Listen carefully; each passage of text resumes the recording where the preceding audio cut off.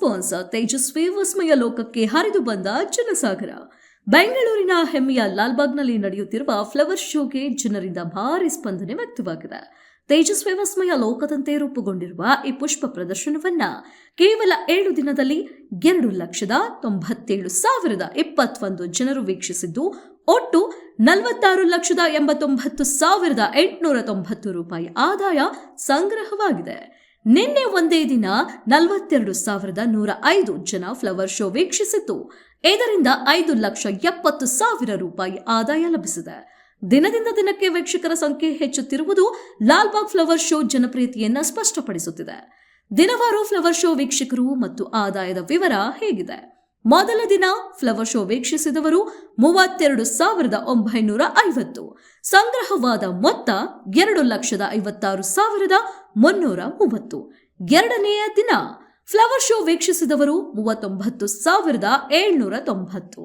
ಸಂಗ್ರಹವಾದ ಮೊತ್ತ 6,78,560. ಮೂರನೇ ದಿನ ಫ್ಲವರ್ ಶೋ ವೀಕ್ಷಿಸಿದವರು 49,721. ಸಂಗ್ರಹವಾದ ಮೊತ್ತ 17.60 ಲಕ್ಷಗಳು. ನಾಲ್ಕನೇ ದಿನ ಫ್ಲವರ್ ಶೋ ವೀಕ್ಷಿಸಿದವರು 68,496. ಸಂಗ್ರಹವಾದ ಮೊತ್ತ 31.40 ಲಕ್ಷಗಳು. ಐದನೇ ದಿನ ಫ್ಲವರ್ ಶೋ ವೀಕ್ಷಿಸಿದವರು 26,877. ಸಂಗ್ರಹವಾದ ಮೊತ್ತ 5.31 ಲಕ್ಷಗಳು. ಆರನೇ ದಿನ ಫ್ಲವರ್ ಶೋ ವೀಕ್ಷಿಸಿದವರು 37,682. ಸಂಗ್ರಹವಾದ ಮೊತ್ತ 5.80 ಲಕ್ಷಗಳು.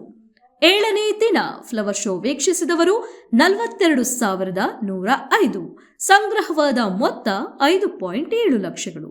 ಪುಷ್ಪಗಳಿಂದ ಅಲಂಕೃತಗೊಂಡ ಅದ್ಭುತ ಕಲಾಕೃತಿಗಳು, ವಿಶೇಷ ಥೀಮ್ಗಳು ಹಾಗೂ ನೈಸರ್ಗಿಕ ಸೌಂದರ್ಯವು ಜನರನ್ನು ಆಕರ್ಷಿಸುತ್ತಿದ್ದು, ಮುಂದಿನ ದಿನಗಳಲ್ಲಿ ವೀಕ್ಷಕರ ಸಂಖ್ಯೆ ಇನ್ನಷ್ಟು ಹೆಚ್ಚಾಗುವ ಸಾಧ್ಯತೆ ಇದೆ ಎಂದು ಆಯೋಜಕರು ತಿಳಿಸಿದ್ದಾರೆ.